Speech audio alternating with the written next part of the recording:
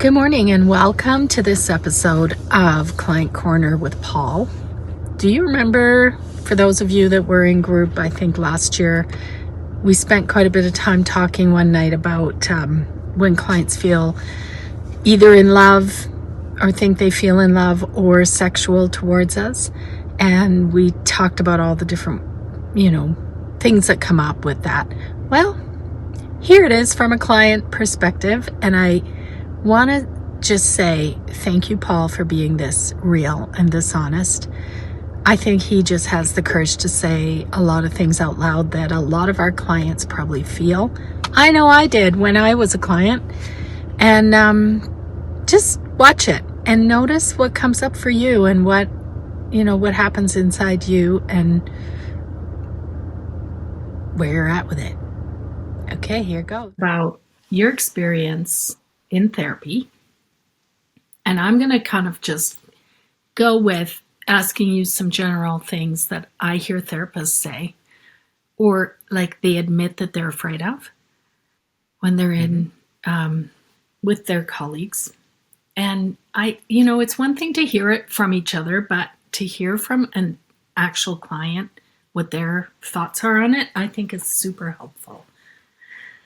So why don't you start by just giving a thumbnail sketch of overall your experience in therapy? Overall, very positive. I'm the type of client that comes in and just lets go of all the stuff up front because I want the therapist to be able to do their job.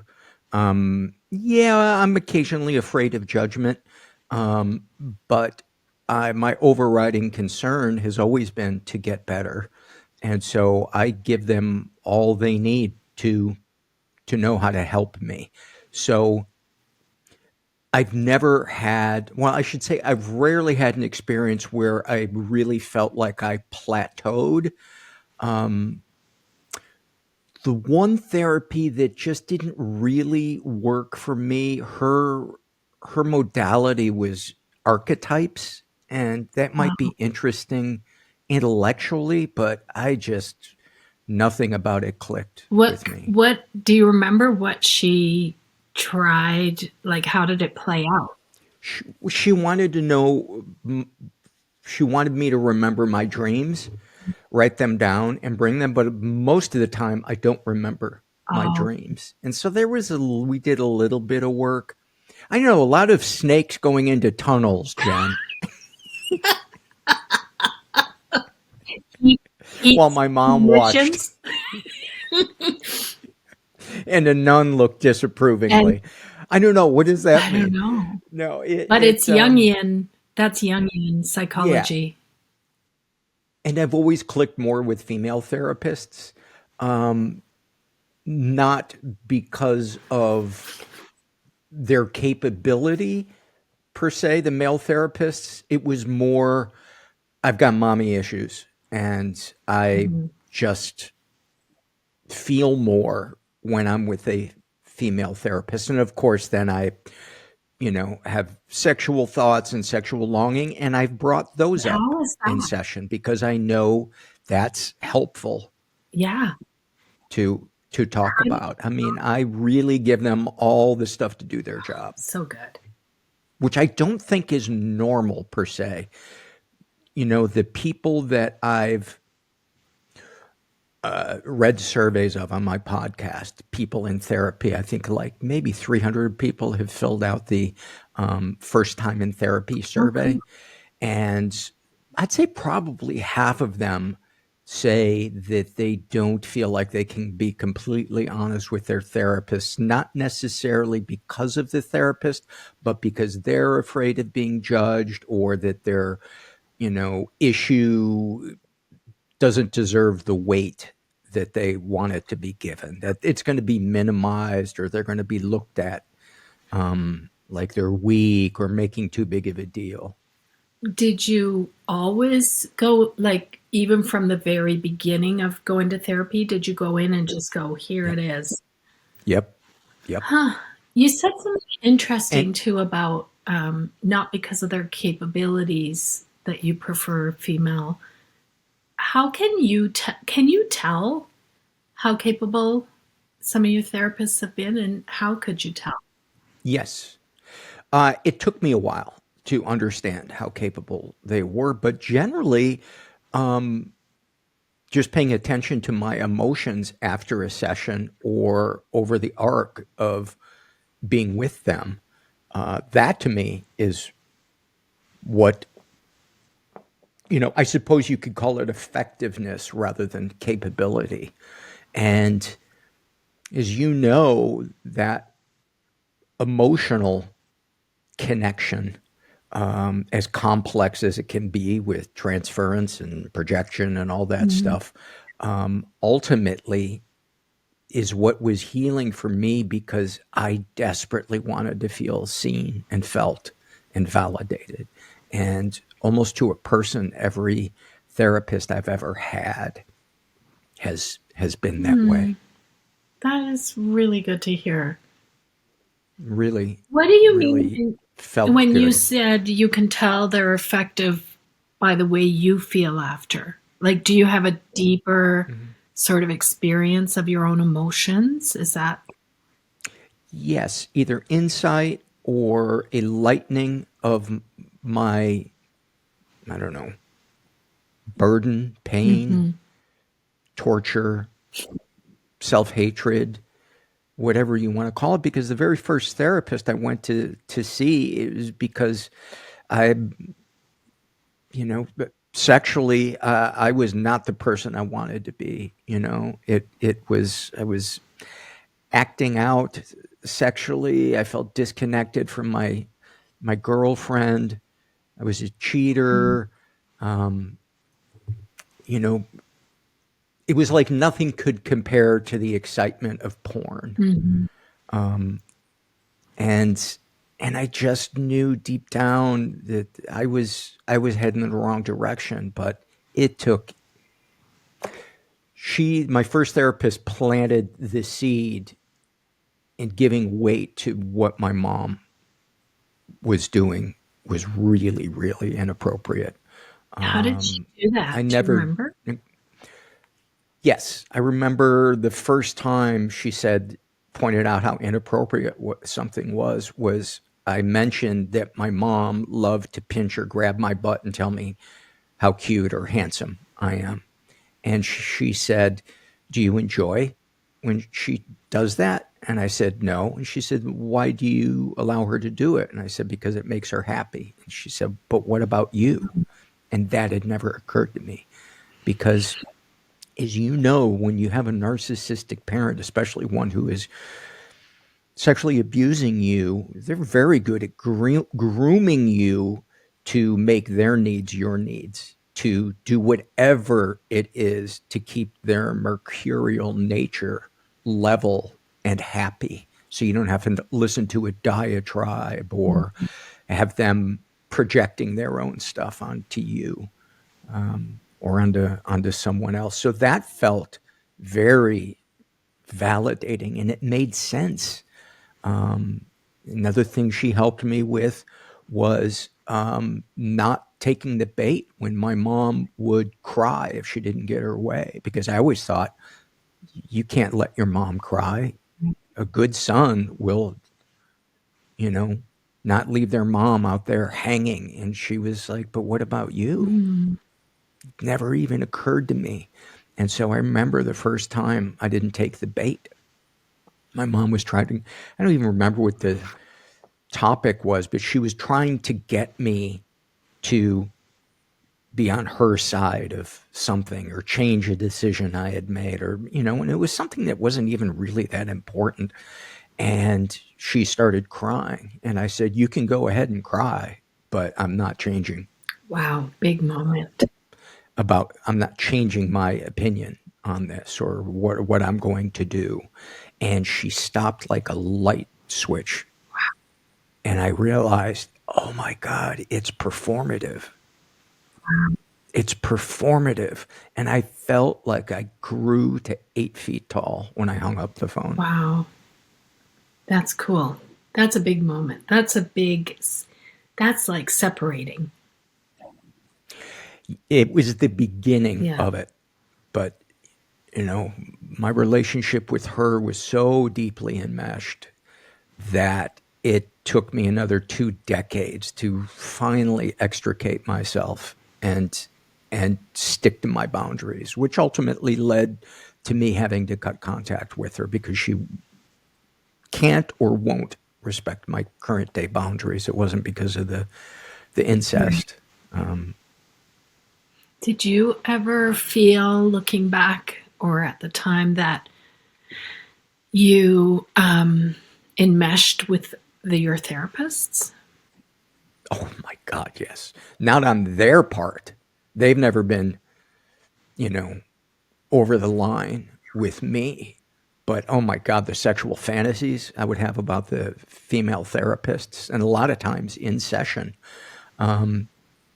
And I remember I mentioned it to my very first therapist, who was attractive, but attraction didn't really have much to Mhm. do with it. It was you know, for me, the addictive nature of something feels good, I need to heighten it. Mhm.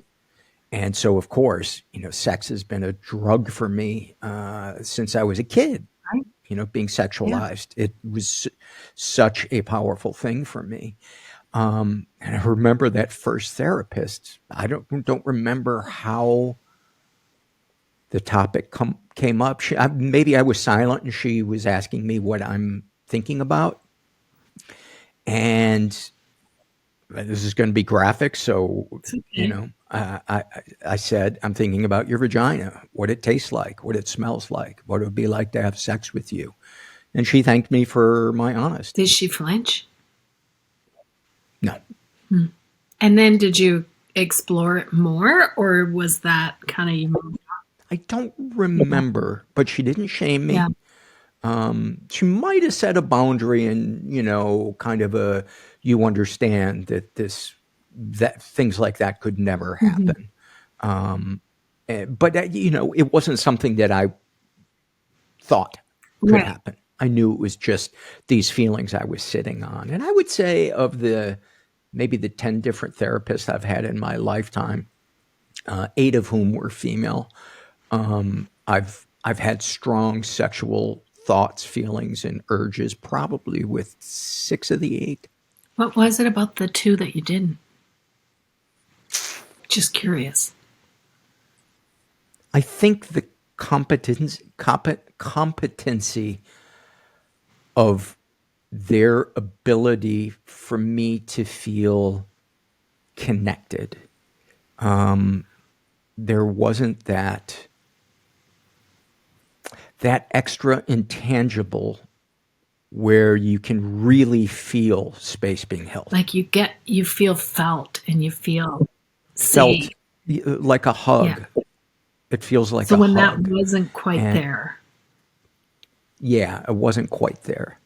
what was there instead? Um, hmm? What was there instead of that? With one, it was intellectual knowledge about incest. She had treated a lot of sex abuse survivors, and she really helped give weight. I remember something she said that blew me away. Is she said, if what happened to you back then happened today, you would have been removed from the home. And that was like, what? What? Hmm. And the other thing she said that I remember was because I was minimizing Right. the things that my mom had done. And she said, Paul, the minimizing never ends, regardless of what happened. She said, I have clients who, when they were children, their parents used them in child pornography where there was BDSM, and they found ways to minimize it and say, yeah, Wow. but this wasn't as Right. valid as It's how we this. survive it. It's how we Pardon me? survive it. It Hmm. is.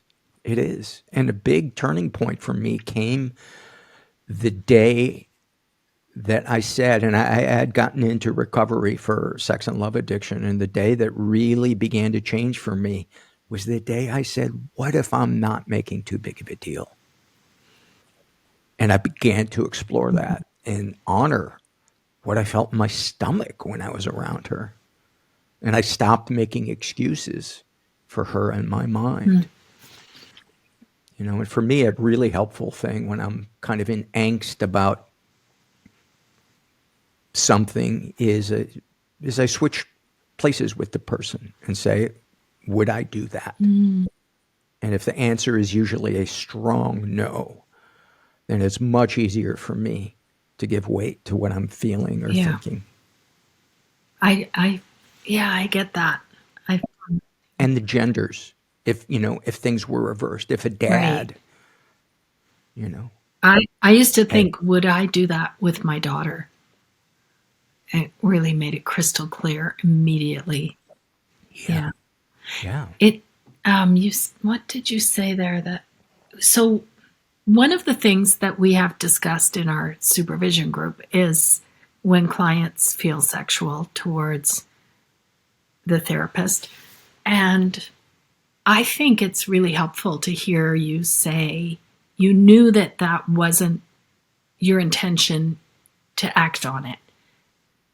And I right, think that's so important to know that clients know that they're not going to act on it. I think most right. clients who have that feeling and have the bravery to bring it up, they're not really going to do it. No, but I would have been helpless if they had said, well, go ahead. Right. Let's explore that. I would have been delighted. And it would have been And of course, devastating for your it child. would have fucked me up. Yeah.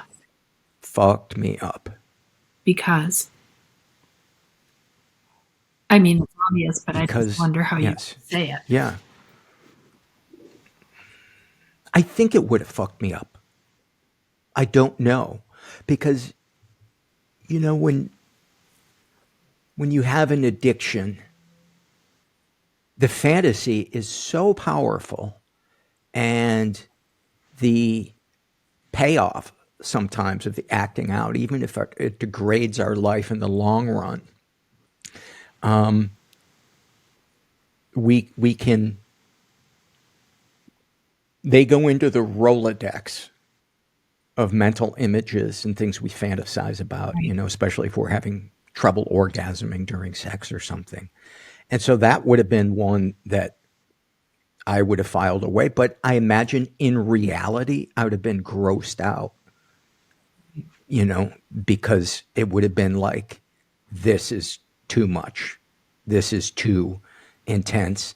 And I know they're a bad therapist If they for doing this. absolutely. Yeah. So I think in that moment I would have gone from idealizing them to being revolted by them. So that's how I think it would have fucked me up. But that would have been if I was having physical contact with them. If it was them just watching me, for instance, masturbate, which I had the urge many times, I don't think it would have felt that way. I think that would have just been something where I would justify it to myself that they were just an open minded Right. therapist. One of the things that we have talked about is the issue of clients thinking they're in love. And You ever seen the movie Step Brothers? Where he falls in love with his therapist. It's so funny. He calls her Angel Face. And her reaction is just as funny as him. She's like, please don't call me that. The woman that plays the therapist is so good. She plays it so straight. did you ever feel that? Like you were in love with them? Yeah, yeah. But for me, I didn't really understand what love was. I don't know if I'd ever really felt love. For me, I confused intensity for intimacy, which is a phrase in Yeah. one of my recovery books for one of my support Mm. groups. And it wasn't until my current relationship that I experienced something that felt like friendship and closeness rather than intensity. And yes, there can be an intensity to it, but it's not like it's not like an adrenalized rocket going off. It's just more like a very heightened, close conversation that feels good physically as well as mentally and emotionally. And I realize that that is what love feels like. For me, it's a feeling of safety, feeling seen, feeling heard. And I think that's why when I first experienced the feeling safe and heard, why I wanted to sexualize. I wanted to ask you about your take on hugging. It has come up so many times in the last month. And what's come up is I had a few questions posed to me. One was about I started hugging my client because they wanted to hug me, and now I don't want to hug them, but I don't want to like shame them. I don't want to embarrass. I don't know how to stop it. And then other people were kind of hard and fast on not hugging. And then other people believe you should hug if the client initiates it. I just wondered if you've ever, where you were at with that. I'm a hugger to begin with, and my very first therapist, I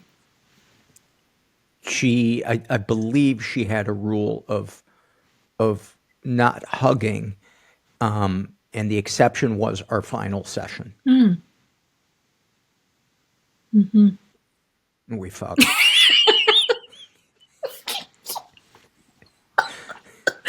Her name But we were hugging Christina. while we were fucking. She's moving in on Saturday. Yeah, we had one of those sheets with the hole in it, so And you wore your full clothes and full clothes. And it was in the church. and there was an old lady watching in the corner, evaluating how you That's did. right. Yeah. Oh my God. You can get me off topic really fast.